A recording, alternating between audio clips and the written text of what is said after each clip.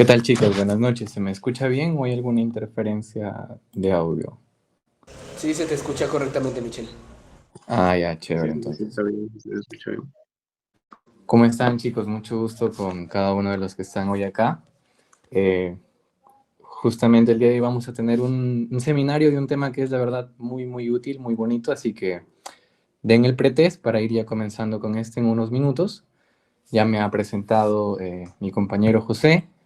Personalmente, pues, me encanta el tema de clínicas, aunque también quirúrgicas, pero quizás ustedes lo van a ir descubriendo, algunos de ustedes ya lo han descubierto, depende del ciclo en el que estén. Uno tiene un propósito, no nace con habilidades o destrezas más para un lado que quizás para otro, ¿no? Yo soy un poco más reflexivo, me gustan más las clínicas en ese caso, ¿no? Pero por supuesto que quirúrgicas también es muy válido, incluso quizás algún momento estemos hablando algún tema de estos, ¿no? Y insuficiencia respiratoria, chicos, es un tema vital para cuando den su examen nacional de medicina, cuando estén en su internado, en sus prácticas. Así que este seminario, aparte de dictarles, vamos a decir, la teoría, quisiera compartirles también los tips para aquellos que van a ir a sus rotaciones, o si estás avanzando y quizás todavía no has comprendido muy bien la neumología, también cómo puedes hacer para mejorar en este campo específico, ¿no? Y por ahí vamos a mezclar datitos, pues, ¿no? Así que avancemos con el test, chicos. Mientras quiero compartir el link también por acá.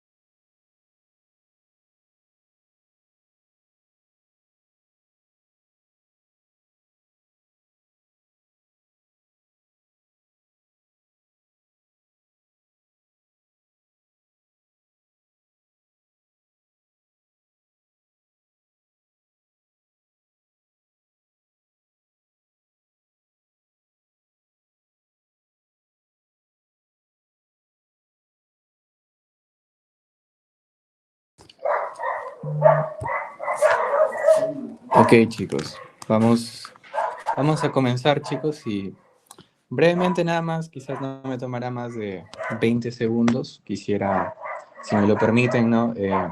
Orar brevemente para que todo esto pues pueda ser de edificación para nosotros, todo lo que vamos a aprender y podamos compartir. Ustedes pueden dejar cualquier duda por los comentarios, así que es algo rapidísimo y comenzamos.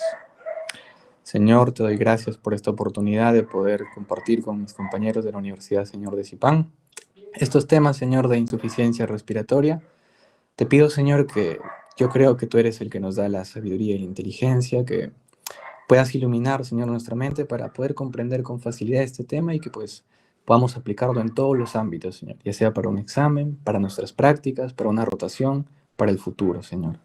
Queremos compartir esto, quiero exaltar tu deseo y te doy gracias por la oportunidad. E igualmente le pido por cada uno de los participantes comprenderé y podamos ir avanzando en todo. En nombre de Cristo Jesús. Amén. Chicos, entonces, gracias por su paciencia. Vamos a comenzar. ¿Sí? Entonces, creo que todos están lanzando corazoncito. Eso quiere decir que ya estamos listos. Excelente, chicos, excelente. Bueno, insuficiencia respiratoria es el seminario que hoy nos convoca.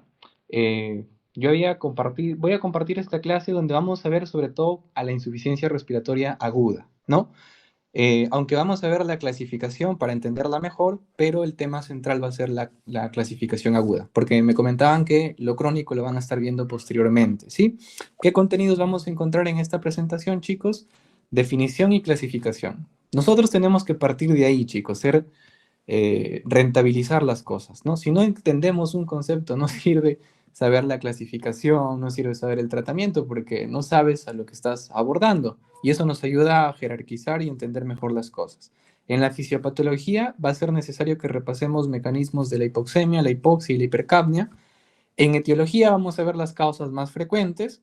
Es más, por eso es que hablar de insuficiencia respiratoria es tan amplio, porque en realidad la insuficiencia respiratoria es parte del asma, parte del EPOC, parte de la TBC. Así que al ver esos temas, tú vas a ver insuficiencia respiratoria. Por eso es que sus tratamientos no solo son a veces antibiótico o corticoide o algún medicamento especial, ¿no? Sino también oxigenoterapia y temas como esos. Vamos a ver cómo lo diagnosticamos, tanto por clínica como por paraclínica, y cómo lo manejamos, inclusive tanto prehospitalariamente como el tema de la oxigenoterapia. Y al último, pues, habrán unos añadidos que les recomendaré, artículos que pueden revisar, páginas, temitas que ustedes que deseen preguntar. Para más información, ahí en las diapositivas también tienen mi correo y pueden visitar Critical Medicine y bien, ¿no? Estamos en Instagram, Telegram, Facebook, por todos lados. Entonces, comencemos. Comencemos, chicos, hablando de este tema que es la insuficiencia respiratoria. ¿Cómo la definimos? Miren, ¿cuál es la definición que nos dan todos los libros que nosotros podemos encontrar o todos los artículos o papers? Tiene que ver con una alteración, chicos. ¿Pero de qué proceso? Va a ser una alteración del proceso conocido como la hematosis, ¿sí? Entonces, cuando yo tengo una alteración de la hematosis y esta puede estar relacionada con la disfunción de uno o varios componentes de mi sistema respiratorio, ¿quiénes van a ser sobre todo esos componentes? La membrana del alveolo, la membrana alveolo capilar y la bomba de ventilación. Entonces, cuando yo tengo un problema acá, chicos, es que ahí se desencadena la insuficiencia respiratoria, hematosis. Recuerda que es ese proceso, ¿no? Y acá nosotros tenemos el famoso vaso sanguíneo, ¿no? Acá está llegando tu oxígeno. Recuerda que es ese proceso donde lo que tú vas a hacer es intercambiar gases, hematosis, que es diferente de la hematemesis, que es vómito con sangre, o de la hemóptisis, que es esputo con sangre. La hematosis es un proceso donde tú intercambias oxígeno por CO2. Entonces, cuando este proceso tan sencillo se ve alterado, es que nosotros desarrollamos la insuficiencia respiratoria. Y puede ser por dos causas principales. Uno, que se altere tu membrana alveolo capilar. ¿Cuál es la membrana alveolo capilar? Acá tú tienes al alveolo, ¿no? En el lado izquierdo ese dibujito donde está el oxígeno.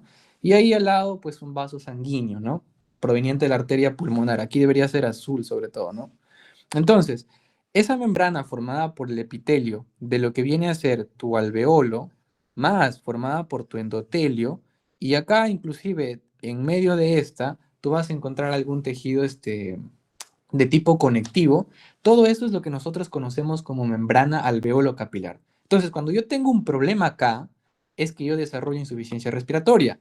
Puede ser que esa membrana esté engrosada, ¿no? Que es, por ejemplo, una causa común de insuficiencia respiratoria en lo que es neumopatías intersticiales. Como el nombre lo dice, ataca al intersticio. O sea, te va a dañar todo lo que está entre célula y célula, te va a dañar principalmente tejido. Ahora, puedo tener también una lesión del alveolo y eso me va a dañar la membrana alveolo capilar, ¿verdad? Entonces, esa es una primera causa. La otra causa es cuando falla la bomba de ventilación. ¿Y a qué se refiere con bomba de ventilación? Se refiere a todo lo demás. Recuerda que tú para poder respirar, ¿qué usamos, chicos? Usamos nuestra nariz, usamos nuestra faringe, usamos la laringe, usamos la tráquea, usamos los bronquios, usamos este conjunto de tubos hasta el bronquiolo terminal, que es la porción conductora de nuestro sistema respiratorio, y luego la porción respiratoria. De manera que si nosotros tenemos una falla en esas partes, e inclusive recuerda, nosotros utilizamos músculos intercostales internos para expiración junto con músculos de la pared abdominal. Así que si yo tengo una lesión en esos músculos, voy a tener una dificultad para respirar. Por ejemplo, en el paciente con miastenia grave, si lo vamos a ir viendo, ¿no? Ahí falla mucho la contracción muscular, de manera que estos pacientes, cuando tienen una crisis de agudización de esta enfermedad, sufren una insuficiencia respiratoria.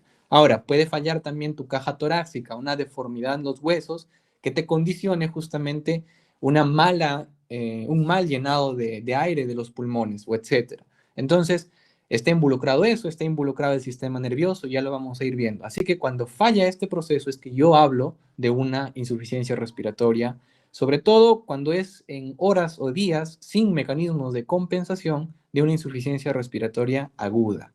¿Sí?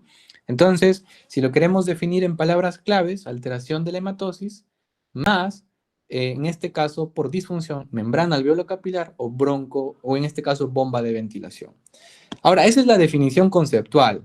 Cuando tú vas a tus rotaciones, ¿cómo lo vas a ver? Cuando tú vas a la vida real, ¿cómo lo vas a ver? ¿No? Y ahí vienen dos términos importantes. Uno, lo que va a ser tu AGA, y dos, este famoso instrumento que desde el COVID, pues, pulsioximetría, ¿no? Le hemos empezado a usar. El AGA, recuerda que es este análisis de tus gases arteriales, ¿no? Si estás en un hospital, puedes tener un AGA. Si estás en tu posta, difícilmente. Recuerda que tienes que pinchar una arteria. Principalmente suele pincharse la arteria radial. Entonces, cuando tú pinchas una arteria, recuerda que por la presión la sangre sale como a chorro, con fuerza, mejor dicho, con presión elevada, pues, ¿no? Entonces se requiere tecnicismo para hacer este AGA. Y en este AGA tú tienes distintos valores. Tienes la presión parcial de oxígeno, la presión parcial de CO2, tienes la PaFiO2, que lo vamos a ver, tienes cómo difunden los gases también, tienes además valores de otros iones, para ver la hiponatremia, la hipernatremia, potasio para la hipercalemia, hipocalemia, calcio. Entonces, bicarbonato, todo esto es importante. ¿Por qué? Porque a veces la insuficiencia respiratoria, como te digo, no solo está vinculada a problemas pulmonares. Recuerda qué paciente, a ver, escríbanme, qué paciente, y te lo voy a escribir como robot, ¿sí? Paciente con aliento cetónico, con cetonas en la orina, tiene una alcalosis metabólica y una glucosa de 400. ¿Qué paciente es y qué complicación está teniendo? A ver si recuerdas. Los leo, a ver si escriben por ahí por el chat.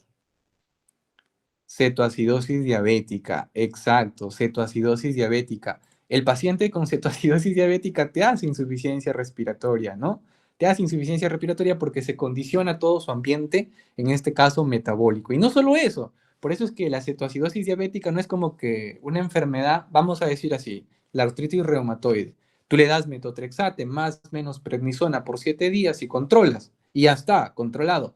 Pero la cetoacidosis diabética es algo que manejas el trastorno metabólico, manejas el trastorno respiratorio, manejas el trastorno hidroelectrolítico, porque a veces puede fallar incluso los riñones, ya controlas el bicarbonato, puedes mover el potasio, entonces es un manejo que requiere dominio de fisiopatología y un montón de cosas.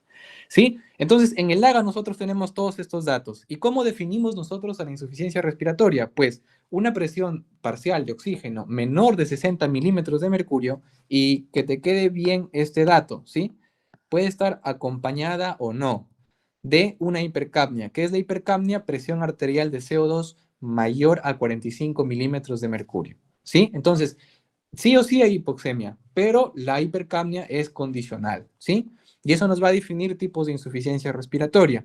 Ahora, eso es si tú tienes tu AGA, pero ¿qué vas a hacer si tú estás en tu posta o eres un estudiante de medicina y estás rotando y necesitas definir una insuficiencia respiratoria? Puedes utilizar tu pulsioxímetro. Una saturación de oxígeno menor del 90% se corresponde con una presión parcial de oxígeno de 60 milímetros de mercurio. Y a este valor que está por debajo de 90 o por debajo de 60 se le conoce como, recuerda bien esto, ¿sí? Porque hay diferencia. Se le conoce como hipoxia, que es muy diferente del trastorno conocido como hipoxemia.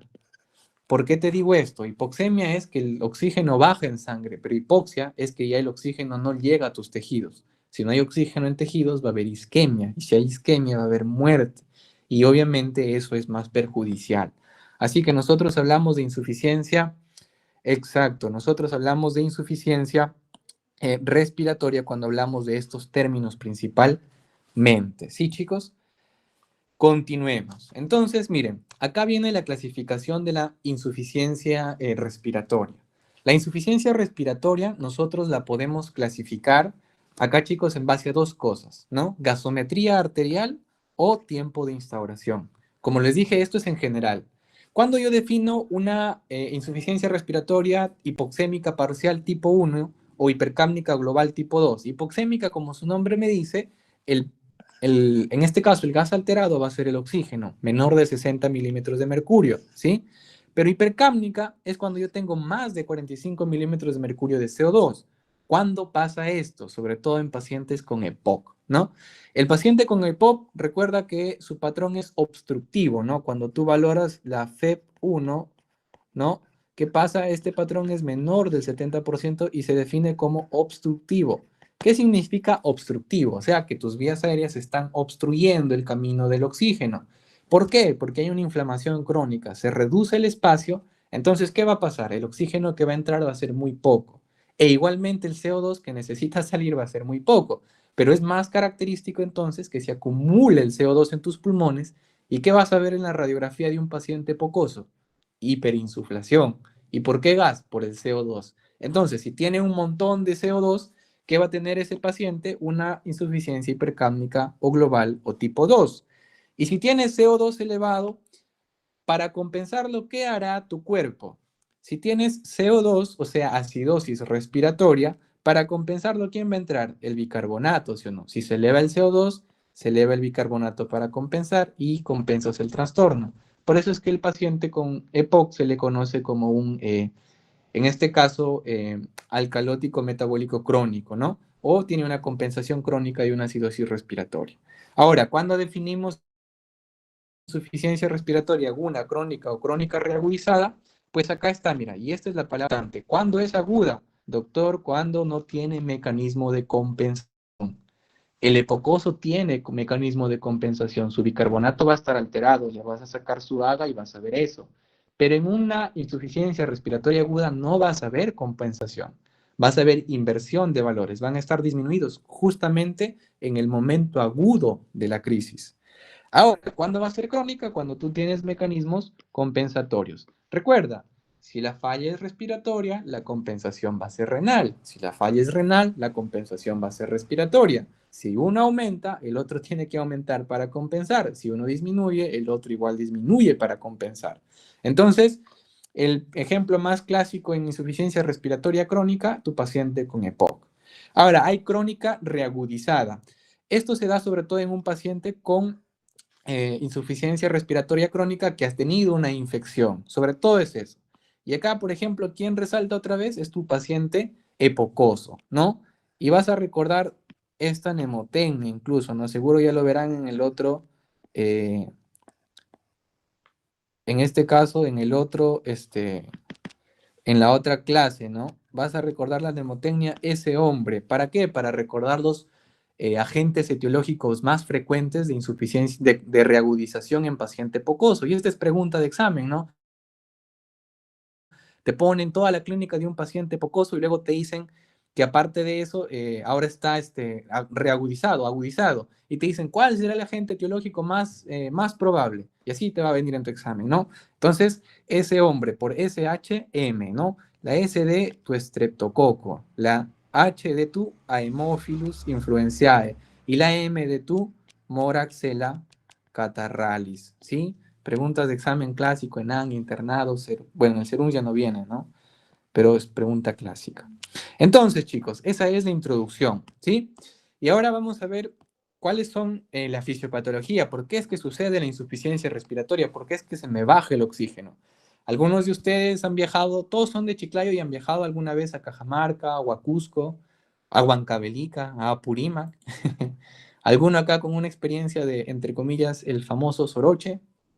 ¿No? Eh, Ustedes saben que el oxígeno que nosotros disponemos depende muchas veces de la presión. Ahí está un hombre presente que ha bajado ahí bien lejos, ¿no? Entonces, cuando nosotros vamos subiendo más altura, ¿qué sucede muchas veces, no? Va a disminuir la fracción de oxígeno que yo tenga disponible, justamente ¿para qué? Para yo poder oxigenarme, ¿verdad? Disminuye la FiO2, esa es la fracción inspirada de oxígeno, cuyo valor va a ser 0,21%, bueno, 0,21 o 21%, ¿no? Entonces, ¿cuándo va a pasar esto? Cuando me voy a la altura. Mira, ahí tienes una imagen del lago Titicaca, ¿no? Casi a 3.000, 4.000 metros de altura. Tú estás acá a 500, o sea, acá dispones de una cantidad de aire, allá dispones de otra, de oxígeno, ¿no? Entonces, ese cambio va a generar en ti mecanismos compensatorios para modificar justamente la falta de oxígeno. Pero en un inicio, ¿qué va a pasar? Te va a faltar el oxígeno, pues no. Entonces vas a estar tratando de respirar con todas tus fuerzas, utilizando tu musculatura accesoria, etc. Ocurre a grandes altitudes, produce hipoxemia por disminución, en este caso, de la presión de oxígeno inspirado y por lo tanto, en este caso, la presión que llegue a mis arterias va a ser menor. Ahora sí, acá recuerda esto, y esto es lo que nos sirve para diferenciar las insuficiencias respiratorias. El proceso fisiológico de la hematosis no está mal, no está mal. O sea, no hay un problema en tus vías respiratorias, no hay un problema en tu membrana alveolo-capilar, no hay un problema en tu capilar. Hay un problema externo, ¿sí? Entonces, si hay un problema externo, ¿cómo lo puedo solucionar? Pues le administro oxígeno al paciente, ¿no? Con a bajo flujo, sin tanto problema. Ahora, otro mecanismo de hipoxemia es la famosa hipoventilación alveolar. Como su nombre lo dice, hipoventilas. En otras palabras, excretas menos CO2, ¿no? Ventilación es el ingreso y salida de aire, y ese volumen equivale a 500 mililitros, acuérdate, volumen minuto, ¿no? Ahora, ¿qué pasa? Como yo estoy expulsando muy poco, ¿qué estoy reteniendo? Estoy reteniendo CO2 y a la vez estoy haciendo que ingrese poco oxígeno, ¿sí? ¿Y esto en quiénes sucede? Principalmente, pues, en los pacientes que, por ejemplo, sufren una depresión respiratoria por ingesta, como ves acá, de benzodiazepinas. Un ejemplo, midazolam. Recuerda que deprime las funciones de tu sistema nervioso, sobre todo el ámbito respiratorio. Pero no solo lo vas a tener en esos casos. ¿Cuándo más puedes tener hipoventilación? Cuando tú tienes una falla en tu musculatura. No tienes fuerza para respirar, acumulas CO2 en tu interior. Miastenia graves. Asimismo, en el paciente pocoso, como ya le hemos dicho, retenedor de CO2, ¿sí? ¿Cómo lo corriges? Administrando oxígeno. Ya hablaremos cómo debemos administrarlo para no tener muchos problemas. Como ves acá, patologías neuromusculares, tu miastenia graves, de la pared torácica, todo lo que tenga que ver con deformaciones del tórax, toracentonel, clásico del paciente con EPOC, ¿no? O del sistema nervioso también. Ponte que tienes una lesión vulvar o tienes un fármaco como el midazolam que está actuando en tus receptores del cerebro y están modificando tu respiración. Entonces vas a tener problemas, sobredosis de sedantes y la obstrucción de la vía respiratoria principal. Esto también es importante. Cuando hacemos el ABCD al paciente, tenemos que ver que la vía aérea esté permeable. Si no está permeable, el paciente no va a respirar, ¿no? Entonces, en la B de breathing, nosotros, ¿qué tenemos que hacer? Constatar que no haya ningún objeto obstruyendo la vía. ¿Por qué? Porque puede ser un mecanismo de hipoxemia. Ahora, mira, acá lo había dividido por niveles, ¿no? ¿Qué pasa cuando hay alteración en el estímulo? Acá hay alteración sobre todo a nivel central. Cuando tú tienes una falla en el complejo pre-Botzinger o tienes una falla en el complejo neumotáxico de tu protuberancia anular por un accidente o alguna enfermedad, tú vas a tener una insuficiencia respiratoria y esta incluso puede ser muy grave. Ahora, ya no está alterado el tema del estímulo, ahora está alterada la conducción nerviosa, o sea, tus vías eferentes, una parálisis de tu nervio frénico que está inervando tu diafragma, o una lesión medular arriba de C3, C5, de donde nace el nervio frénico. Ponte un latigazo cervical cuando sufres un accidente automovilístico. Ahora, ya no está fallando en este caso la vía de conducción eferente, ahora está fallando tu músculo, este es el que no responde. Recuerda, miastenia gravis es una enfermedad autoinmune, donde se generan anticuerpos contra los receptores de la acetilcolina. ¿Para qué sirve la acetilcolina? Para iniciar la contracción muscular. Si no estás teniendo receptores que se unan a la acetilcolina, ¿qué va a pasar entonces? No vas a tener contracción muscular, no vas a respirar bien. Ahora, no solo pasa en esas enfermedades, también pasa, por ejemplo, en la famosa ELA, ¿no? Había un científico muy renombrado que tenía esta enfermedad, ¿no? El famoso Stephen Hawking. Ahora, puede que el mismo órgano efector también esté lesionado. ¿Cuándo va a ser eso? Cuando tengas fatiga muscular o, por ejemplo, también otra enfermedad autoinmune, la distrofia muscular de Duchenne. ¿Qué pasa acá? Tienes anticuerpos contra una proteína, creo que es la distrofina, ¿no? Y justamente te causa la distrofia muscular, ¿no? Tienes problemas con tu músculo. Ahora ya no es la placa neuromuscular, es el músculo en sí mismo. Continúa si tienes problemas en tu pared torácica, ¿no? Tienes una cifosis o una joroba exagerada, tienes una hiperlordosis, característico, por ejemplo, del paciente de la embarazada, ¿no? La lordosis. Tienes aparte una escoliosis severa en pacientes adultos mayores o con espondilitis anquilosante, también puede ser, ¿no? Que lo vemos en reumatología. U otras enfermedades que hayan condicionado esto van a alterar la forma de tu tórax. Es que, mira, nosotros estamos así, pero imagínate estar doblado acá y luego acá. Tu tórax va a tener una disposición muy dificultosa para que tú puedas respirar bien. Ahora, esa es la resistencia elástica que tiene que ver con el tórax, la capacidad de expandirse. Pero ahora, aquella parte que no tiene que ver con el tórax, pero sí con las vías aéreas, ya sabes, es tu paciente con EPOC. Este es el segundo mecanismo de hipoxemia, hipoventilación alveolar, ¿sí? Y ese es uno de los más preguntados. Ahora pasamos a otro mecanismo, la alteración de la ventilación, perfusión. Mira, ventilación tiene que ver con respiración, ¿sí? Y la Q es de perfusión que tiene que ver con tu circulación. ¿Qué va a pasar acá? Y mira lo que dice acá. Esta es una de las causas más frecuentes de hipoxemia. Eh, es que estas alteraciones se ven justamente en la neumonía, ¿no? Entonces, ¿qué paciente con neumonía no llega con insuficiencia respiratoria? Y ya vamos a ver por qué. Acá hay un tema de una relación, ¿no? Tu B, en este caso, con tu Q, ¿no? Tiene que haber un orden correcto, pues, ¿no? Ni la ventilación tiene que faltar, ni la perfusión tiene que faltar, porque si uno de los dos falta, ya no va a poder ser correcta la relación entre ambos. Entonces, mira, nosotros tenemos dos efectos. Uno tenemos el efecto Shunt y otro es el efecto espacio muerto. Shunt es cortocircuito. ¿Qué quiere decir cortocircuito? Que en este caso tu sangre, que está llegando desoxigenada al pulmón, o sea, que está llegando azulcita, ¿no? Está llegando azul, simplemente llega y pasa, no recibe oxígeno exterior.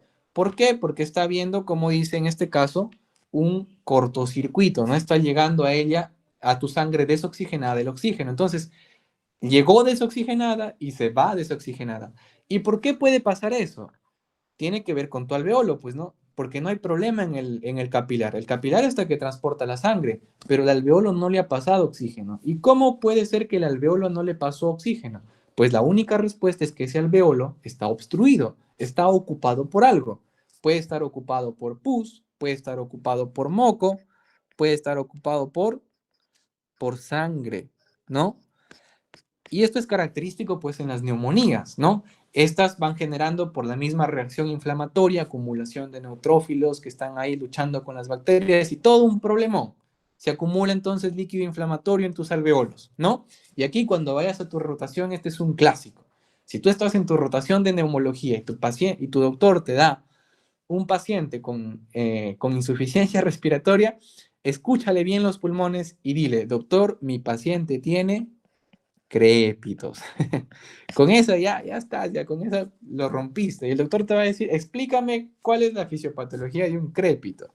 Pues ahí está, ¿no? Ahí está tu alveolo y está lleno de secreciones, está lleno de secreciones. ¿Y qué va a pasar? El oxígeno va a llegar, pero el oxígeno es un gas. Entonces se va a chocar con, en este caso, es el líquido que está ahí acumulado. ¿Y qué va a generar? Burbujitas, pues, ¿no? Y genera cuando tú pones el estetoscopio un sonido como el de las burbujitas con el agua, o había otro nombre que le daban, como si sobraras un tipo de tela que cruje, ¿no? Entonces suena como que, y ese es el famoso crépito.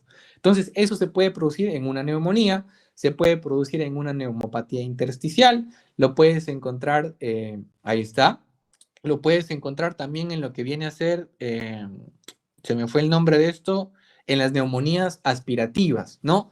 El típico paciente adulto mayor o aquel que también está con una hematemesis pero abundante. Ponte el paciente cirrótico que tiene varices esofágicas, o sea, sus venas están pero por reventar, nos revientan y empiezan a vomitar. Tanto es el vómito que termina a veces aspirando parte de ese contenido. O igual el paciente adulto mayor que no puede, en este caso, controlar ya con tanta fuerza el reflejo del vómito, ¿qué va a pasar? Va a aspirar ese contenido. Entonces, acá quiero que recuerdes algo, mira, porque mis compañeros de décimo ciclo incluso lo olvidaron, ¿no? Y muchos de ellos recordarán el examen de anestesiología, ¿no? Nuestros bronquios están dispuestos de esta manera, mira, así. Coge tu revólver y voltea tu mano así. Entonces, siempre pon tu mano así hacia tu pecho, ¿sí? ¿Para qué? Para que recuerdes que bronquio principal, ¿qué pasa con ese bronquio? Va a estar, en este caso, vertical, mira, y el otro va a estar horizontal. Entonces, si tú estás aspirándote y va a caer exacto, va a caer por gravedad el contenido, ¿por cuál crees que va a ir? ¿Por el que está horizontal o por el que está vertical? Obviamente por el que está, en este caso, vertical, ¿no? Y entonces se va a acumular el líquido en ese pulmón, se va a acumular toda la aspiración. Y recuerda que en tu tubo digestivo tú tienes pues gran negativos principalmente, ¿no? Anaerobios que están por ahí. Entonces las causas más comunes ahí van a ser pues proteus, ¿no? Que son característicos o las enterobacterias. Correcto. Entonces, mira todo lo que hablamos hablando de shunt, ¿no? Cortocircuito, neumonías aspirativas, tu alveolo está obstruido con algo. Pus, moco, en este caso también puede haber sangre. Esto es raro, pero también se da. Neoplasias, recuerda, característico. O también, por ejemplo, en el lupus eritematoso sistémico, ¿no? Donde en su falla más grave te causa la hemorragia alveolar difusa, ¿no? Todos tus alveolos, por temas autoinmunes, inflamatorios, van a empezar a sangrar, se acumula y puedes morir. Es peligrosísimo porque no te va a llegar oxígeno a tus arterias, entonces vas a estar llevando sangre poco oxigenada. Entonces, ¿qué va a pasar? Hipoxemia primero, luego hipoxia y luego vas a morir porque no tienes oxígeno en tus tejidos. ¿Qué pasa en el corazón cuando hay isquemia? Primero sufres, bueno, cuando hay poco flujo sanguíneo, en este caso de oxígeno también llevado al corazón, no sufres de isquemia miocárdica, el infarto agudo de miocardio, tu corazón una vez lesionado ya no se recupera, entonces empieza a desarrollar la insuficiencia cardíaca y depende de la cantidad de lesión que tengas, puedes desarrollar una insuficiencia cardíaca gravísima. Tu pronóstico de vida disminuye o incluso puedes morir de no controlar dicho daño. Ahora, ¿cuál es el espacio muerto? Como su nombre lo dice, está muerto. Y cuando digan muerte o vida, en este caso, en lo que corresponde al cuerpo humano, a la medicina, sobre todo te están hablando de sangre. Acá el alveolo está bien, está llevando toda tu vía respiratoria, está llevando oxígeno sin parar. Pero ¿quién está mal acá? Aquí están mal tus vasos, ¿sí? Ellos no están llevando sangre. Acá está tu vaso arteria, bueno, tu vena pulmonar, tu arteria pulmonar, y está obstruida, ¿no? Acá está obstruida por un tremendo coágulo, o en este caso trombo, la famosa o el famoso tromboembolismo pulmonar. Paciente con antecedente de cáncer de mama o alguna otra neoplasia o reciente cirugía, y en este caso, que desarrolla una insuficiencia respiratoria con un dolor en el pecho que se irradia hacia la espalda y luego le ven sus funciones vitales, ¿no? Su presión arterial, su saturación, todo apunta a una insuficiencia respiratoria. Y ese antecedente es el que te hace pensar en tromboembolismo. ¿Qué hacemos? Anticoagulación. Pero si está tan hipotenso, ¿qué hacemos? Como en el infarto, fibrinólisis, ¿no? Para tumbarse este coágulo y que pues la sangre vuelva nuevamente a fluir. Entonces, estas son las causas más frecuentes de lo que se conoce como insuficiencia respiratoria, pues, ¿no? Acá, bueno, es lo mismo que hemos estado hablando, ¿no? Y acá mira un datito interesante. Este parámetro, ¿no? La diferencia, cuando es A mayúscula, chicos, es alveolo, ¿sí? Y cuando es A minúscula, es arterial. Suponte que el alveolo es 10 y la arteria, en este caso, ¿cuánto podría ser? Vamos a ponerle 10 también, para que sea 10 y es 1, pues, ¿no? ¿Qué pasa cuando tú tienes problemas, por ejemplo, en tu alveolo, ¿no? Va a pasar que justamente, si hay problemas en tu alveolo, lo que es la parte alveolar ya no la vas a tener, pues, en este caso, con la misma cantidad de oxígeno, ¿no? Ponte, se va a quedar en 6. Pero ¿qué pasa si hay problemas en tu arteria? Ya no la vas a tener en la misma cantidad, la vas a tener, por ejemplo, ponte, vamos moviéndole un poquito acá para que pueda salir. Ponte que ahora tu arteria también se quede en 6, ¿sí? Si tú te das cuenta, la diferencia alveolo arterial al restarla me va a dar un resultado. Pero ¿qué pasa si acá disminuye y acá se mantiene igual? Esa diferencia alveolo arterial se va a ver alterada. E igual, si acá está normal y acá disminuye, esa diferencia alveolo arterial se va a ver afectada. Así que cuando te digan que la diferencia alveolo arterial se encuentra afectada, ya sea elevada o disminuida, es que hay un problema en el pulmón. Es directamente el pulmón. El alveolo está ocupado con algo, la arteria está ocupada con algo, o incluso entre alveolo y arteria hay una membrana que ha sufrido tanto daño que se ha inflamado, se ha cronificado ese proceso y esa membrana ha sufrido hiperplasia y aumenta su tamaño, característico de las fibrosis, ¿no? Entonces, ¿qué pasa ahí? Pues va a pasar que tú vas a tener una difusión de gases disminuida, ¿no? Modificada en este caso.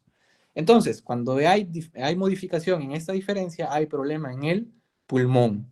Cuando no hay modificación en esta diferencia es que el problema está fuera. La fracción de inspiración de oxígeno es menor o tengo un problema en este caso del sistema respiratorio o mecanismos hipoventilatorios. Y acá está lo que te decía, ¿no? ¿Qué va a pasar cuando hay, y este es el último mecanismo de la hipoxemia, cuando hay problemas en la difusión, ¿no? Difusión, recuerda que es el pase sin gasto de energía, pues, ¿no?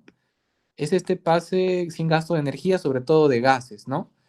¿Y qué va a pasar si yo tengo, como hemos dicho, ya acá está nuestra membrana de nuestro endotelio y acá está nuestro alveolo, ¿no? ¿Y qué va a pasar si esta parte de acá, que va a formar parte de mi membrana alveolo capilar, aumenta su grosor? Pues yo voy a tener problemas en la difusión. Y esto es característico sobre todo de iras crónicas, ¿no? Acá vas a ver a tu paciente pocoso, a tu paciente con fibrosis pulmonar idiopática, con las famosas neumopatías intersticiales, que hay pues un montón en esas, sarcoidosis, asbestosis, ¿no? Antracosis, todos esos problemas pues tienes ahí incluidos. Entonces, mira, pasando ya a la etiología, como ya le hemos visto, prácticamente en los mecanismos de la insuficiencia los vas a ver acá, ¿no? Mira, son los mismos. Si tienes problemas en el sistema nervioso central, pues cualquier problema que te cause reducción de la conciencia, ¿no? Mira, ahí está, cualquier problema que te cause reducción de la conciencia. Inclusive, ¿no? Por ejemplo, cuando tienes trastornos hidroelectrolíticos, ya sea hiponatremia, hipernatremia. Recuerda que hay una mnemotecnia, ¿no? Que se le conoce como el famoso eh, sensodio, ¿no? Por decir sensorio y agregan al sodio, ¿no?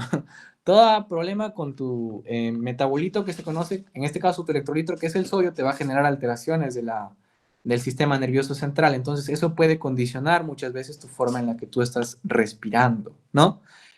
Ahora, tienes también las patologías de la pleura y ya lo vamos a ver. Cuando uno también pues tiene acumulación de oxígeno en el espacio pleural que presiona el pulmón, ¿no? Desvía la tráquea, ¿tú crees que vas a poder respirar con tranquilidad? No. Eso es un neumotoras a tensión, que lo ves, por ejemplo, en pacientes politraumatizados, ¿no? Tienes efusiones pleurales. Recuerda a tu paciente con insuficiencia cardíaca. Bueno, recuerda acá a la pericarditis, mejor dicho, ¿no? A la pericarditis, ¿no? Que puede ser por un antecedente de infección, paciente que tiene dificultad respiratoria cuando se agacha, ¿no? Se agacha así y empieza a tener dificultad para respirar. ¿Por qué? Porque en el pericardio, en ese espacio pericárdico se está acumulando líquido que presiona el corazón, que condiciona insuficiencia respiratoria y, bueno, cardíaca primero y luego respiratoria y que pues obviamente te va a dar esta patología. E igualmente, ¿no? También tienes a los edemas agudos de pulmón. Recuerda, el paciente con insuficiencia cardíaca otra vez tiene su ventrículo izquierdo un poco con su fuerza disminuida. Se acumula toda la sangre en la aurícula izquierda, regresa por tus arterias pulmonares y congestiona tu pulmón nuevamente porque tiene que haber equilibrio, ¿no? Entonces tu pulmón va a estar presionado por agua, tú vas a tener dificultad para respirar. También ahí tú ves al hemotórax, ¿no? ¿Qué pasa cuando pues te acuchillan? Obviamente van a generar que todo, en este caso tu sangre, se esté ocupando ahí tu espacio pleural y obviamente va a estar presionando. Entonces, ¿cómo lo tratamos generalmente esos problemas? Pues hacen drenajes, ¿no? Hacen drenajes. Haces un huequito, una toracostomía y luego haces un drenaje torácico, ¿no? Ese es un primer momento. Y ya si no responde a eso, lo de siempre. Ya sea cavidad torácica, toracotomía, cavidad abdominal, laparotomía exploratoria. ¿Por qué? Porque seguro hay un vaso que está sangrando demasiado que necesitamos suturar para poder calmar todo este problema. Ahora, patologías pulmonares, como lo ves ahí, está el edema pulmonar, la fibrosis, la neumonía, y acá está tu famoso síndrome de dificultad respiratoria, ¿no? O de distrés respiratorio agudo, en este caso la última fase de COVID-19. ¿Qué pasaba acá? Que la tormenta de citoquinas generaba tal inflamación que generaba esa acumulación difusa en todos tus alveolos de infiltrado. Entonces, si todos tus alveolos están ocupados, vas a tener un efecto Shunt. Aparte, vas a tener un problema en la compresión del pulmón que va a estar ahí todo edematizado, todo infiltrado. Entonces, eso es una insuficiencia respiratoria gravísima. ¿Y cómo lo corregían en COVID-19? Con mecanismos ventilatorios ya muy especializados, ¿no? Y aparte de otras terapias. No domino tanto medicina de urgencias, así que no vamos a ir a eso todavía. Condiciones nerviosas, el síndrome de Guillain-Barré. Recuerda esta patología desmielinizante. Recuerda que el sistema nervioso es importante. Sin sistema nervioso no vamos a contraer músculo. Si tenemos una disminución progresiva cefalocaudal característica del Guillain-Barré por la desmielinización de las vainas de mielina de la neurona, justamente vamos a tener problemas en la conducción nerviosa, no va a haber impulso, vas a tener insuficiencia respiratoria. Luego ahí vemos que puede haber patologías de la vía aérea por obstrucción, vasculatura, émbolos, vasculitis y temas musculoesqueléticos, ¿no? Que ya lo hemos visto prácticamente. Así que acá hay más ejemplos. Y acá hay una que no le hemos visto, que quisiera tocarla, ¿no? Que es el incendio. ¿Qué va a pasar acá? El paciente se encuentra expuesto a grandes cantidades de, sobre todo, monóxido de carbono. Entonces, prácticamente este gas va a entrar tanto al organismo que va a reemplazar a los gases que la hemoglobina transporta, de manera que la hemoglobina va a llevar tanta toxicidad que puede causarte la muerte, pero de manera instantánea. Personas quizás has escuchado que a veces se han dormido al lado de un motor encendido y luego ya nunca más despertaron. Ese motor estaba liberando monóxido de carbono, esa persona intercambió todo el oxígeno por monóxido de carbono y no respiramos con monóxido de carbono, ¿verdad? Entonces ese es un problema. Sistema nervioso, ya lo hemos visto, vía aérea. Acá recuerda también una causa frecuente de insuficiencia respiratoria en el Perú, va a ser pues en este caso tu famosa tuberculosis, ¿no? No olvides eso también. Y acá está, ¿no? Cuando a veces está implicado el alveolo, pues vas a tener problemas de atelectasia. El alveolo colapsa, ese es un ejemplo de que ya no vas a tener oxígeno para pues intercambiar con los capilares. Tienes neumonías, hemorragias, tienes proteinosis, en el intersticio y la pleura cuando aumentan su diámetro, enfermedades intersticiales, edemas, neumonitis, neumotórax. En la circulación pulmonar, cuando tenemos falla cardíaca, es muy característico desarrollar problemas pulmonares también. En la sangre y el corazón, bueno, esto sobre todo insuficiencias respiratorias más crónicas, ¿no? Una insuficiencia respiratoria por anemia es rarísima, ¿no? Intoxicación por CO2, en cambio, sí. Y bueno, las alteraciones metabólicas que ya hemos hablado, por ejemplo, de cetocidosis diabética. Entonces, pasemos a lo bueno, que en este caso es el diagnóstico. Nosotros diagnosticamos insuficiencia respiratoria en base a clínica y a paraclínica, pero sobre todo paraclínica, porque recuerda, necesitamos valores PaO2, PO2, en este caso menor de 60, y PaCO2 mayor o sin problemas a 45 milímetros de mercurio. Pero cuando yo tengo hipoxemia voy a ver trastornos, ya sean agudos del sistema nervioso central o de mi sistema cardiovascular. Tu paciente puede llegar somnoliento, ¿no? Casi dormido, un poco como que tú le hablas y reacciona, pero está por dormirse prácticamente. Disminuye su capacidad intelectual porque ya no llega sangre a su cerebro tampoco. Recuerda que el cerebro te come como el 20% del gasto cardíaco. Ahora, una depresión de los centros medulares, ya le hemos hablado, en este caso con la protuberancia anular, ¿no? Con su centro apnéustico y neumotáxico. Y en este caso también puede haber muerte súbita, porque hay isquemia cerebral, pues, ¿no? ¿Qué va a pasar en el sistema cardiovascular? Vas a hacer taquicardia para compensar la falta de oxígeno, tu presión se va a aumentar también. Cuando ya va avanzando, vas a caer en bradicardia, depresión miocárdica y shock cardiocirculatorio, porque ya no hay oxígeno, se pierde la fuerza para contraer en todos los lugares. Y empieza a manifestarse la cianosis periférica. Recuerda que esta se va a formar a partir de una hemoglobina reducida mayor a 5 gramos por decilitros, o en este caso una PaO2 menor a 40-50 milímetros de mercurio. La hipercapnia también genera trastornos, ya sea agudos o crónicos en tu sistema. Hipercapnia, recuerda que tiene que ver con CO2. ¿Qué te va a generar el CO2? Pues es como las encefalopatías en pacientes cirróticos por uremia, ¿no? Te va a generar desorientación temporoespacial, somnolencia. Cuando ya avanza vas a hacer un obnubilado, esto es que ya tu nivel de conciencia está muy bajo, respondes al llamado fuerte o al dolor. El coma ya pues es la última parte, ¿no? Y la muerte. Aparte, tu sistema nervioso periférico va a ordenar vasoconstricción por la elevada cantidad de CO2 y los efectos locales a veces pueden ser vasodilatación, pero sobre todo esto condiciona mucho el intercambio gaseoso.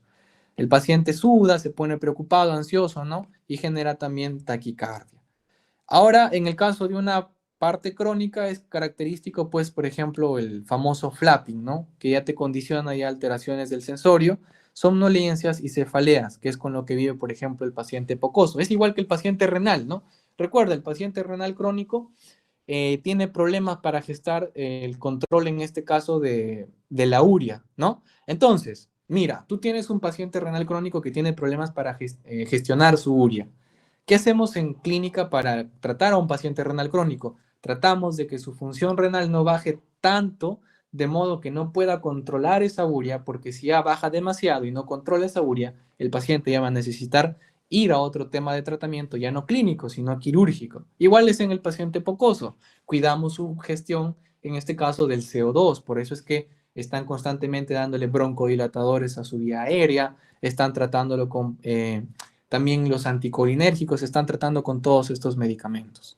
Entonces, nosotros para diagnosticar, pues acá como tú ves, gasometría arterial o pulsioximetría. Como te había dicho, hipoxemia arterial cuando baja de 60, bueno, está entre 60 y 80. Cuando ya definimos insuficiencia respiratoria, cuando es menor a 60. Ahora, cuando tenemos hipocapnia, recuerda que los valores del pH de la sangre van de 7,35 a 7,45, ni más ni menos. El bicarbonato se fija un poco de ella y va desde 35 a 45. Así, perdón, el CO2. Así que si tú tienes menos de 35 vas a tener una hipocapnia, más de 45 vas a tener una hipercapnia. Las hipocapnias son características de las hiperventilaciones alveolares o las alcalosis respiratorias. ¿Cuándo esto se presenta? Cuando tienes un paciente ansioso. Llega el paciente ansioso, ¿no? Está respirando pues con toda velocidad. Entonces, ¿qué está haciendo? Está ingresando a las justas de oxígeno y su CO2 lo está eliminando, pero por montones. Entonces, el CO2 baja. Si CO2 baja, tiene que ver con trastorno respiratorio. Y si CO2 está bajo, es alcalosis, ¿no? ¿Qué tienes que hacer al paciente? Pues controlar su sistema nervioso, ¿no? Y ese es un ejemplo de hiperventilación alveolar. Contraria es la hiperventilación, la hipoventilación alveolar, donde no sacas el CO2, sino que te quedas con él. Te lo repito varias veces porque esto va a ser de lo que más te van a preguntar en realidad. Ahora acá tenemos a los pHs, como habíamos dicho, ¿no? En acidosis respiratoria cuando tengan que ver con CO2 y en alcalosis respiratoria cuando tengan que ver con una caída de este CO2, ¿sí? Pulsioximetría, un valor menor a 90%, equivale a 60 milímetros de mercurio. No discriminamos entre oxihemoglobina y carboxihemoglobina. Recordar que el pulsioxímetro pues es bien variable. Yo aprendí el ciclo pasado que, por ejemplo, seguía a base de la absorción de radiofrecuencias. Entonces, por ejemplo, cuando uno tiene algo en las uñas que modifique esa absorción, modifica el valor que da el pulsioxímetro. Por ejemplo, cuando tienen las uñas pintadas, ¿no? Entonces, esto se puede ver afectado en realidad por varios procesos. Por eso es que el estándar de oro es la gasometría arterial, ¿sí? Y acá, como habíamos dicho, ¿no? La diferencia alveolo arterial me define si el problema es en el pulmón o si es extrapulmonar, ¿sí? Así que acá ya tú diagnosticas a tu paciente con gasometría arterial. Ahora tú necesitas estudiarlo, clasificarlo para empezar a tratarlo. Oye, ¿dónde está el problema? ¿Es pulmonar o es extrapulmonar? Esta diferencia alveolo arterial incluso puedes calcularla, y así tú fueras un neumólogo, quieres ser médico internista, ¿no? Se calcula en la fórmula edad sobre 4 más 4, y luego también para ser más exactos puedes utilizar la variación de la fracción inspiratoria de oxígeno en otras fórmulas, ¿sí? Pruebas de imagen nosotros solemos utilizar, o se suele utilizar, mejor dicho, radiografías de tórax, tomografías computarizadas de tórax en este caso, y hasta ecografías pulmonares, ¿no? Lo más característico son las radiografías, ¿no? Acá tenemos una radiografía, mira, por ejemplo. ¿Y qué tenemos en esta radiografía? Mira, tenemos una opacidad que está diseminada sobre nuestro pulmón derecho, ¿no? Como tú puedes ver acá. Ahora, tiene broncograma aéreo y nos indica todo esto una consolidación en los lóbulos bajos y medios. Quizás por acá un paciente que no se ha vacunado contra estreptococo neumoniae de niño, de adolescente, o un paciente adulto mayor que no tiene su vacuna tampoco contra el neumococo, ¿no? Porque mira, si fueran las consolidaciones apicales, y recuerda ese dato, ¿ah? Te lo van a preguntar, consolidaciones apicales con cavitación, tú vas a pensar directo, ya no la pienses, marca PVC. Ahora, nosotros vemos característicamente estas radiografías, ¿no? Y esta es una consolidación por ocupación del espacio alveolar por, como hemos dicho, pus, sangre o moco. Ahora, podría estar ocupado solo por oxígeno. ¿Qué pasa ahí? Eso es característico, por ejemplo, de las atelectasias, ¿no? Suponte, imagínate que todo está negrito, todo está bonito, ¿sí? Pero en este caso el pulmón izquierdo está, bueno, voy a utilizar un color más claro, está todo pintado de blanco, ¿no? Toda esta parte pintada de blanca. Ahí tú estás teniendo una atelectasia, por ejemplo, ¿no? Ahora, suponte que tienes acá una línea marcada, bien delimitada, bien bonita, ¿no? Y está todo acá pintado de blanco. Ese es un famoso derrame pleural, ¿no? Característico de enfermedades también como la TBC, ¿no? Puede ser por enfermedades como lupus eritematoso sistémico, puede ser también acumulación de sangre en tórax, en el hemotórax, ¿no? Etcétera. Acá nosotros vemos la evolución del paciente. Mira la consolidación, cómo está a los inicios, mira cómo va reduciéndose, ¿no? Perdón, en este caso, cómo va aumentando, mira, ¿no? La consolidación. Acá nosotros vemos las tomografías, ¿no? En este caso, la tomografía, mira, este pulmón está más blanco que negro, ¿no? Justamente tiene que ver con un patrón que está acumulando, en este caso, algo en el intersticio o algo en este caso en el espacio alveolar, ¿no? Ese es un pulmón dañado. Acá también lo vemos, mira, ¿no? Característico, ahí está. Incluso a veces suelen haber casos, ¿no? De tanta severidad de la infección, etcétera, que acá nuestro diafragma, ¿no? Que eso sobre todo se ve en las radiografías, sufre una perforación, de manera que los gases incluso que están acá empiezan a ir acá y esto empieza, por ejemplo, a veces a complicar con infecciones de nuestro, en este caso, aparato respiratorio.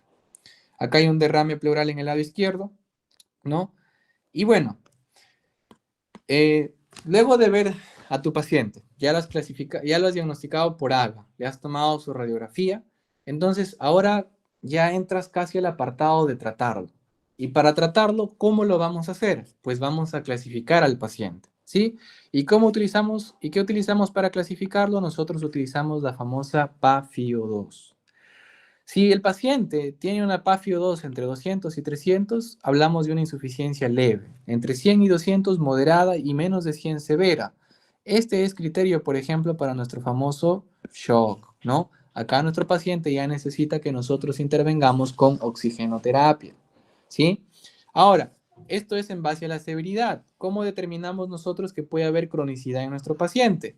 En una ira tipo 1, donde el paciente está hipoxémico, ¿qué crees que va a hacer el cuerpo para restablecer ese equilibrio? Si te falta oxígeno, ¿qué es lo que suele hacer nuestro cuerpo cuando quiere compensar eso? ¿Qué pasa con los pacientes de la sierra y su hemoglobina? A ver, alguien que pueda comentar por el chat. Si están por ahí despiertos todavía. ¿Qué dice? Ya, sube la hemoglobina, ¿no? Exacto, pero ¿por qué exactamente sube la hemoglobina? ¿Qué es lo que hace nuestro cuerpo? Aumenta la cantidad de eritrocitos, ¿no? Por eso es que en un paciente con una ira crónica, ¿tú qué vas a ver? Una policitemia, pues, ¿no? Eso es lo más fijo que tú vas a poder caracterizarlo. Exacto, ¿no? Recordando que la hemoglobina transporta CO2, ¿no? Transporta CO2 y está unida al eritrocito. Entonces, si caen tus eritrocitos, tu hemoglobina, vas a tener problemas de oxigenación, siempre, ¿no? Y en la ira tipo 2, en este caso, como hemos hablado de una acidosis respiratoria, recuerda, acidosis respiratoria, donde tu CO2 sube, para compensar tiene que subir tu bicarbonato, pues, ¿no? Para dar el equilibrio ácido-base. Así que él va a tener una compensación de gases arteriales. Entonces, ya has clasificado a tu paciente, hora de manejarlo. 3 pilares fundamentales para manejar al paciente con ira, chicos. El soporte ventilatorio de oxigenación. Vamos a buscar que el daño pulmonar sea el mínimo y vamos a controlar pues la causa, ¿sí? Es lo mismo en la enfermedad renal, es lo mismo en la enfermedad hepática, en todo lo que es agudo, soporte, reducción de daño y control de la causa, ¿no? Y acá nosotros tenemos, esto lo saqué de un artículo de Clinical Medicine del Sevier, que nos compartió nuestro doctor hace unos años, ¿no? Y esto es atención prehospitalaria. En lo prehospitalario es como si estuviéramos haciendo el manejo del ATLS, ¿no? El famoso ABC, uy, está con, ¿no? El famoso ABCDE. Entonces, ¿qué vas a hacer tú? Vas a evaluar de manera rápida y dirigida. Ya, tú ves que el paciente está politraumatizado y puedes ver que quizás te manifiesta algún signo de dificultad respiratoria. Tiene tiraje costal, uso de musculatura accesoria, quizás está cianótico, quizás está tratando de respirar pues a lo máximo, ¿no? De manera que pueda llegar oxígeno a sus pulmones. Entonces tú vas a dirigir tu ABCDE. Este paciente tiene un problema respiratorio, quizás necesita que yo le haga una descompresión en tórax, etcétera, ¿no? O al menos para el examen. Supongo que eso lo hacen más que todos los paramédicos o el médico de emergencias, el cirujano, etcétera, ¿no? Si quiere ser esa especialidad, es genial, pues, ¿no? Luego, ¿qué buscamos? Como siempre, mantener vía aérea permeable, ¿no? O sea, esto es importantísimo, porque si no, nuestro paciente puede sufrir, pues, acumulación de gases, como ya hemos dicho. Vamos a monitorear saturación, vamos a monitorear tensión arterial y vamos a monitorear electrocardiograma. Recuerda, vamos a monitorear funciones vitales. Siempre que veas a un paciente en algún problema de examen, de pregunta, etcétera, tienes que ver las funciones vitales. Pues no, el paciente está hipotenso y tiene prurito. No vas a tratar primero el prurito, tienes que tratar la hipotensión, vas a tener que reanimarlo probablemente, o tienes que tratar la causa más la causa inmediata que necesitas ver que especificar un tratamiento, como dice, rápido y dirigido, ¿sí? Administramos oxígeno y cuáles son los objetivos de saturación. Generalmente de 92 a 95% de saturación de oxígeno. Eso es lo que buscamos llegar cuando un paciente tiene una IRA. En el paciente con EPOC es un poco menos.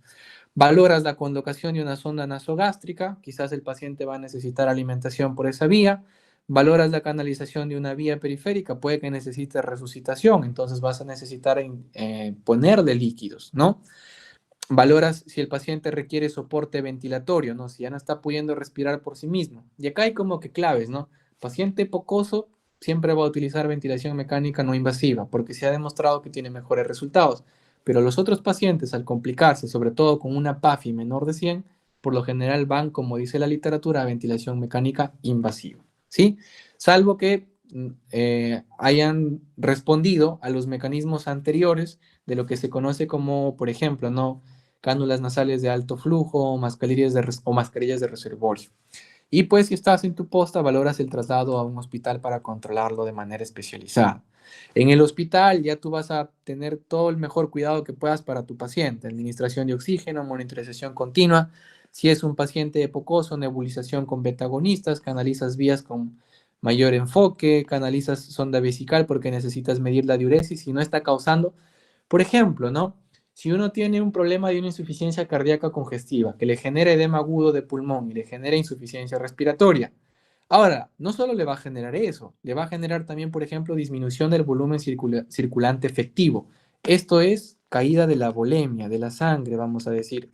Por ende, la cantidad de sangre que llegue a su riñón no va a ser la adecuada. ¿Qué le va a poder generar? Una ira de tipo, recuerda, prerrenal, renal, postrenal. Prerrenal, porque va a tener que ver con el volumen. Entonces, necesitas medir su diuresis, por ejemplo. Aseguras permeabilidad de vía aérea, realizas exámenes complementarios. Ya sabes, no olvides tu radiografía, tomografía, ecografía, de no haber ninguna de las dos anteriores.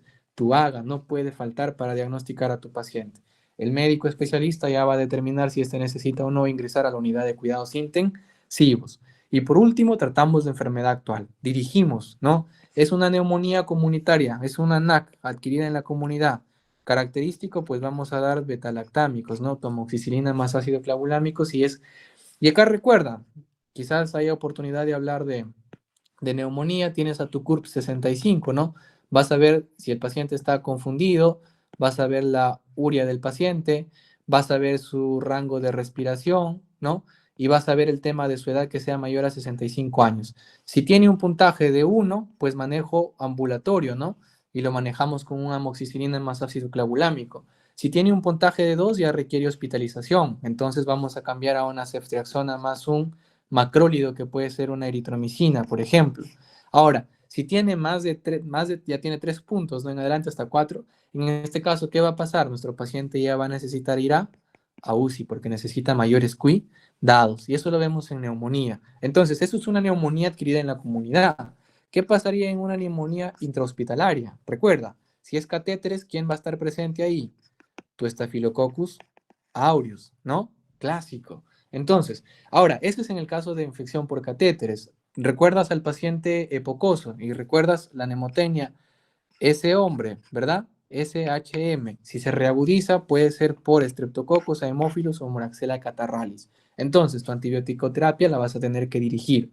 Ahora, suponte que tu paciente es asmático, tiene crisis asmática. ¿Cuál es la clínica característica de un paciente con crisis asmática? Las famosas sibilancias, pero como tiene crisis, estas sibilancias van a estar difusas. Alteración de su saturación, antecedente de asma diagnosticado. Ya lo tratan en casa con SABA, por ejemplo, para controlar esa crisis que tiene, pero no responde. ¿Qué vas a necesitar? Ya entrar al tema de la oxigenoterapia. Vas a necesitar nebulizar, por ejemplo, los beta adrenérgicos para broncodilatar a este paciente que está teniendo una crisis asmática porque podría morir por eso. Crisis aguda de POC, que ya hemos hablado, la famosa tuberculosis. Vas a utilizar tus esquemas en un manejo ambulatorio, isoniazida, rifampicina, pirazinamida, etombutol. Pero ¿qué pasará si tiene una insuficiencia respiratoria? Vas a tener que manejar al paciente con oxigenoterapia en primer lugar. Si tiene un derrame pleural, vas a necesitar descomprimir ese pulmón que está aplastado por ese líquido que está en el espacio pleural, ¿cierto? Si tienes una tuberculosis miliar donde ya está disperso por todas partes, entonces el tratamiento va a ser distinto, quizás necesite o sí va a tener que ir a UCI ese paciente, ¿no? Y el derrame pleural que ya hemos hablado. Incluso acá, cuando se estudia derrame pleural o enfermedades de la pleura, ¿no? Se hacen mediciones del famoso ADA para ver cuál podría ser el patógeno que está ahí molestándonos. Y acá está la oxigenoterapia. ¿Cuál es la meta? Saturación mayor a 90%. ¿Por qué? Porque podemos tener problemas de hipoxia tisular, ¿sí? Vamos a continuar acá nada más a los sistemas ya. Hay sistemas, chicos, de bajo flujo y sistemas de alto flujo. ¿Cómo los vamos a diferenciar? El alto flujo es, perdón, el bajo flujo es, y esta es la palabra, inexacto. En cambio, el alto flujo es exacto. ¿Qué te quiero decir con esto? El sistema de bajo flujo simplemente te administra oxígeno a tal velocidad, tantos litros por minuto, pero tú aparte te ayudas del aire ambiente. O sea, aparte de lo que te están colocando, el ambiente te está ayudando. Ese sistema de bajo flujo. ¿Por qué? Porque tiene una calibración, una tecnificación inexacta. En cambio, el alto flujo, pues no, te colocan bien esa mascarilla, tiene reservorio, calculan exactamente la cantidad de oxígeno que tú necesitas y eso te administran. Eso es característico utilizarlo, por ejemplo, en el paciente con EPOC, ¿no? Ahí está, sistemas de bajo flujo no van a pasar de los 30 litros por minuto, sistemas de alto flujo, también como el nombre lo dice, es un flujo respiratorio elevado, van a ir a más de 30 litros por minuto. ¿Quiénes son de bajo flujo? Y acá te van a preguntar las gafas nasales, las máscaras simple de oxígeno, la mascarilla de reservorio. ¿Cómo sacas tú la FiO2 que el paciente está teniendo? 20 más los litros por minuto, en este caso multiplicado por 4. Sistemas de alto flujo, en este caso ya son sistemas que te van a controlar la cantidad de oxígeno que te va a ingresar. Lo último lo último en terapia de alto flujo es la cánula nasal de alto flujo, pero luego tienes tu ventilación mecánica no invasiva y en este caso la mascarilla de efecto Venturi, ¿sí? Acá está donde vas a tener que considerarlo para cada paciente, ¿no? Como ya hemos hablado, sobre todo en el paciente pocoso, que es el que más preguntan, vamos a utilizar mecánica no invasiva. Así que recuerden eso. Ahora, ¿tenemos más condiciones para sistemas de alto flujo? Sí, tenemos de intubación orotraqueal, ¿no? Lo vamos a hacer en pacientes que ya no pueden controlar su vía aérea o con los cuales necesitamos intervenir por su vía aérea de manera que se mantengan respirando. Esto es muy característico en los preoperatorios y a veces en los postoperatorios cuando el paciente se complica, ¿no? Y esto de acá, el ECMO, es lo último de lo último ya.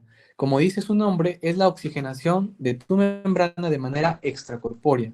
Acá una máquina fuera de ti va a estar recibiendo tu sangre, ¿para qué? Para oxigenarla y luego volverla a tu cuerpo. Este ECMO, por ejemplo, si nosotros lo aplicábamos en todos los pacientes con síndrome de estrés respiratorio agudo por COVID-19 cubría este problema de los pacientes y quizás muchos no hubieran muerto, pero el problema es que ECMOs hay pocos, creo que solo en Lima hay estas máquinas y esto sí es ya la última fase, ¿no? Entonces, para que tú mandes a un paciente ECMO incluso tienes que valorarlo, ¿no? Tienes que valorarlo, ¿sí? Entonces, ya por último, entonces, has diagnosticado a tu paciente, lo has clasificado, lo has manejado, ahora necesitas ver si está evolucionando correctamente, ¿cierto? Para poder continuar con la terapia, modificarla, ya sea tu antibiótico terapia, tu sistema de oxigenación, etcétera, ¿no? ¿Y cómo lo vas a hacer? Pues vas a evaluar gasometría, tu AGA vas a tener que estar sacando ahí cada ciertas horas. Si vas a tener pulso oxímetro a la mano, igual vas a estar ahí vigilando. Y por último, no puede faltar la evolución clínica, pues, ¿no? Si tú ves que ya los signos de dificultad respiratoria están desapareciendo, pues estás controlando tu insuficiencia respiratoria. Y tu estado de conciencia también pues lo valoras en la clínica, ¿no? Si el paciente es hipercápnico, tienes que ver que ese estado de conciencia mejore, ¿no? Que esa encefalopatía por acumulación de CO2 mejore, ¿sí? Y aquí en el pH, recuerda, una vez, recuerda, la compensación de gases es así, ¿no? CO2, bicarbonato. Entonces, cuando yo tengo ya tanto el CO2 como el bicarbonato elevado, eso indica una compensación, pero es una compensación parcial. Si yo no tengo todavía el pH modificado. Por ejemplo, tengo los gases modificados, pero mi pH todavía no está en rangos normales, es una compensación parcial. Ahora, si yo tuviera ya ambos gases controlados y mi pH ya en rangos normales, ahora sí tengo una compensación total en mi paciente. ¿Esto para qué me sirve? Pues como te dije, en el paciente con cetoacidosis diabética, una vez que le controlas la insuficiencia respiratoria por la acidosis metabólica que está teniendo, ¿qué vas a tener que posteriormente hacer? Vas a tener a la par en realidad que evaluar los otros trastornos que pueda estar teniendo, la hipocalemia o la hipercalemia, los trastornos con otros electrolitos u otras cosas que pueda tener, incluso quizás está teniendo una lesión renal. Entonces, todo eso vas a tener que ir observándolo. ¿Sí, chicos? Entonces, con esto hemos terminado. Les dejo esta frase, ¿no? De una doctora endocrinóloga de... Vive actualmente, vive. Ella es endocrinóloga por los Estados Unidos, ¿no? Ahí estudió ella, pertenece a la sociedad de un colegio americano. Y dice lo siguiente, ¿no? Si tengo una oportunidad de salvar una vida, pues me sentiré agradecido. Pero es para no ser orgullosos, ¿no? Algo que prima mucho en el ambiente de la medicina humana es el orgullo, ¿no? Entonces yo creo que ese es un gran problema, la verdad. Entonces, si tengo la oportunidad de salvar una vida, mi sentir debe ser de agradecimiento. Pero es también posible que esté en mi mano ya no salvar una vida, sino asistirla a una que termina. Entonces, ¿qué debo hacer? Debo enfrentarme a esta enorme responsabilidad con gran humildad, conciencia de mi propia fragilidad como ser humano y seguir tratando bien al paciente, que él no tiene la culpa por estar en el cuadro en el que está. No, no es fácil lidiar con un diagnóstico, chicos. Tú dirás, pero ¿y por qué no se cuida? Cuando uno tiene que lidiar con el diagnóstico de manera psicológica es muy distinto a cuando tú ves el diagnóstico en otra persona. Entonces, encima de todo, no debo jugar a ser Dios sobre esa vida porque yo no sé qué es lo mejor, debo tratar de hacer lo mejor posible que esté a mi alcance. ¿Sí, chicos? Y con eso, pues, hemos terminado la ponencia. Si tuvieran preguntas, dudas, quejas, pueden levantarse, mencionar algún tip, algún librito que quieran leer. Los invito a seguirme en Critical Medicine. Ahí, como les he pasado, no lo he compartido. Estamos por Instagram. A mí me encanta la medicina basada en evidencia, así que estoy compartiendo las revisiones narrativas últimas en todos los temas, ¿ah?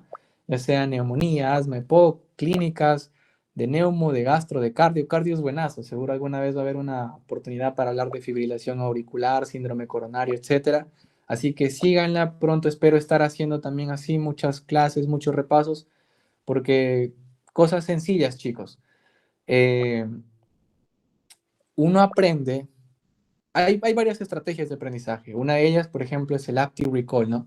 Pero no hay nada, chicos, como enseñar a otras personas, ¿no? Eso muestra cuánto tienes tú de dominio, cuánto sabes explicar las cosas. Entonces me agrada enseñarles, así que mientras les comparto, pues vamos viendo así algunas cositas. Les prometí preguntitas del ENAM, pero creo que ya estamos con el tiempo y también la verdad que ya no me alcancé. Miren, por ejemplo, acá estamos con el ENAM del 2023 que he estado resolviéndolo por acá. Acá hay algunas preguntitas de examen que quizás no van directamente a esto que es la insuficiencia respiratoria, porque todavía estaba encontrando, pero miren, por ejemplo, se relacionan, ¿sí? Miren, síganme, por ejemplo, en esta pregunta. Varón de 76 años que trabajó con asbesto por 30 años, insuficiencia respiratoria crónica, asbestosis, neumopatía intersticial. ¿Qué presenta? Miren, chicos, clínica respiratoria, disnea progresiva. ¿Cómo está su presión arterial? Está volando. Entonces, el paciente está en un cuadro agudizado probablemente. Es de 76 años y con frecuencia de 70 me preocupa un poco. Respirando 30 veces por minuto, lo normal es de 12 a 20 y en un joven, ¿no? Su temperatura ligeramente elevada. Radiografía de tórax, ¿qué ven? Miren, un engrosamiento pleural, ¿no? Es crónico, es inflamatorio. Puede haber ahí una neumopatía intersticial. Aparte, ven opacidades reticulares lineales en aspecto de panal de abeja. Esta es una pregunta clásica que les van a hacer en su rotación de neumo, ¿no? Los famosos patrones. Panal de abeja es neumopatía intersticial, clásicamente fibrosis, pero si no es fibrosis, alguna otra intersticial debe ser. Si llevas neumo, memorízatelas, porque ahí sí te van a preguntar una por una. Entonces, acá, sin embargo, me hablan de una biopsia, ¿no? Lo característico de encontrar en un paciente con asbestosis es los cuerpos ferruginosos. Esto es, son fibras de asbesto con material ferroso, ¿no? Y ahí los vamos encontrando. A ver si por acá encontramos otras situaciones donde es característico que un paciente sufra insuficiencia respiratoria es cuando tiene, por ejemplo, alergias, ¿no? En este caso, la reacción inflamatoria es tanta que se dematiza nuestra laringe, se obstruye, y recuerda, obstrucción de vía aérea, no pasa oxígeno. Necesito sacar al paciente de esa obstrucción de la vía aérea. ¿Qué aplican, por ejemplo? Aplican la famosa adrenalina para generar toda esta descompresión del sistema, ¿no? Miren, acá yo me equivoqué, por ejemplo, en esta pregunta, ¿no? Varón de 48 años que tiene insuficiencia renal en terapia dialítica por catéter central. Recuerden esa, ¿no? Catéter central, Staphylococcus aureus, quizás, ¿no? Posoperatorio de 6 días con colecistectomía. ¿Pero qué presenta? Fiebre y me tiene un infiltrado alveolar en base derecha y leucocitosis con desviación izquierda. Con su PCR elevada. ¿Qué me indica esto, chicos? Me indica proceso inflamatorio infeccioso. Les dije, neumonía adquirida en el hospital, estafilococos aureus. Yo había marcado hemófilos influenzae. Esta, recuérdalo, es para el paciente epocoso, ¿no? Y así tú puedes ir desarrollando más preguntas. A ver si por acá encontramos otra más. Bueno, acá neumonías neonatales no vamos a tocar porque ya es, a veces ahí en ellos es muy diferente que se pueda presentar la clínica, no no es tanto como en nosotros. Eh, a ver si por acá encontramos una más. Mira, bueno, mm, acá hay un caso en la pregunta 33, mira, de NAN 2023, 35 años de un joven de 35 años. Estaba en una discoteca y es traído a emergencias por alteración de qué? De la conciencia, chicos. Y que tiene una presión de 160, o sea, está estable, gracias a Dios, no hay tanto que hacer acá. Frecuencia cardíaca 62, pero su respiratoria en 16. Tiene disartia, atraxia y en este caso hipotonía, ¿no? Se le administra el famoso flumacenilo. ¿Y por qué? Porque le han dado su diazepam, pues no, lo han querido dopar. ¿Para qué? Para robarlo. Y con esto le han podido generar una alteración de la conciencia. En este caso, le podían causar una insuficiencia respiratoria y luego la muerte. ¿Cómo lo, entonces, ¿qué nosotros, si le han indicado si le han, perdón, si le han administrado flumacenilo es porque lo han intoxicado con benzodiazepinas. Y así, chicos, ¿no? Se pueden encontrar diversos tipos de preguntas que nosotros podemos ir resolviendo de insuficiencia respiratoria, recordando su... Miren, acá también, ¿no? No, este es de... En este caso, este es de meningitis es esa. Ojalá por acá no haya otrita para seguir viendo y rayándonos, pues, para estar acá top con ustedes, muchachos. A veces hay preguntas y bien bonitas de tuberculosis, como que para que marques nomás y directito, ¿eh? Directito. Pero no, pero miren, acá por ejemplo uno de esos casos raros, ¿no? Paciente en este caso de 4 años en estudio por escoliosis. ¿Recuerdas que las deformaciones de tórax te podían causar alteraciones respiratorias? En este caso hay un ángulo que se mide, ¿no? Que es el ángulo de Cobb y en este caso en escoliosis, y bueno, nos habla del grado de severidad, pero estas patologías, por ejemplo, también te llevan a desarrollar insuficiencias respiratorias. Continuamos, vitamina K, trichofichon donsurans, yardiasis. Acá hay un paciente que necesita una toracotomía inmediata, mira. 32 años, emergencia, sufre herida por PAF, ¿en dónde? En tórax. ¿Qué podrás tener acá? Acumulación de sangre en tórax. Vas a necesitar descomprimirlo. ¿Por qué? Porque este es un paciente que probablemente va a desarrollar un cuadro agudo de insuficiencia respiratoria, shock cardiogénico, shock hipovolémico también por la sangre que está perdiendo, ¿no? Continuamos. Y bueno, creo que, mira acá, esta de acá es característica de la tromboembolia. Recuerdan que estábamos hablando de que cuando hay un efecto espacio muerto, porque una arteria o una vena está obstruida por un coágulo, nosotros desarrollamos insuficiencia respiratoria. Necesitamos destruir ese coágulo. Si el paciente está con tensión normal, anticoagulación, pero si está ya en hipotensión, destruimos con fibrinólisis. 60 años, y mira lo que te dije, ¿no? Antecedente de cáncer de cualquier cáncer, específicamente acá el de mama es bien frecuente. Presenta luego de un viaje de 12 horas que dolor en el tórax de tipo encada de inicio súbito y mira su presión 80-60. Frecuencia cardíaca sufriendo el corazón para llevar la sangre 110 y 28 respiraciones por minuto. Su saturación, ¿cuánto está? 85. Esta mujer ya está haciendo una insuficiencia respiratoria por tromboembolia pulmonar con una FiO2 de 21%. ¿Cuál es el estudio a realizar para confirmar diagnóstico? Recuerda que en el caso de tromboembolia siempre utilizas tu dímero D. Entonces, no para diagnosticarlo, pero si te dijeran que está presentando una insuficiencia respiratoria por tromboembolismo pulmonar, ¿verdad? Ahí está. A ver. Bueno, eso es gastro, punción lumbar, hipertensión, antibiótico terapia cesárea. Bueno, y así podemos ver más preguntas, chicos. Bueno, espero les haya podido servir más o menos ver la aplicación de este tema, que es en realidad importante para, pues, sus estudios en generales, ¿no? Y espero haya otra oportunidad para seguir compartiendo con cada uno de ustedes, chicos. Conmigo, pues, eso sería todo. Muchas gracias por su atención. Muchas gracias, Michelle, y también muchas gracias a todas las personas que han estado participando mediante el chat. También hemos enviado por el chat los links de los patrocinadores, en el caso de las personas que están entregando cierto material Ah, para sí. compartirles a ustedes, como es DaWi la Academia y Study MedPoint. También hemos compartido la parte de Critical Medicine, que es de Michelle. Espero que también lo sigan. Y también el link de la CPA, ¿no? Que es la asociación que se está encargando de realizar estas ponencias. A su vez, hemos enviado por el chat también un post-test, por si es que quieren ir evaluando cómo va su desempeño. Ahí está en el chat. Muchas gracias a todos por participar. También gracias a ti, Michelle, por darte un espacio para dar esta ponencia. Gracias, chicos, a ustedes también por la oportunidad. Gracias, hasta una próxima vez.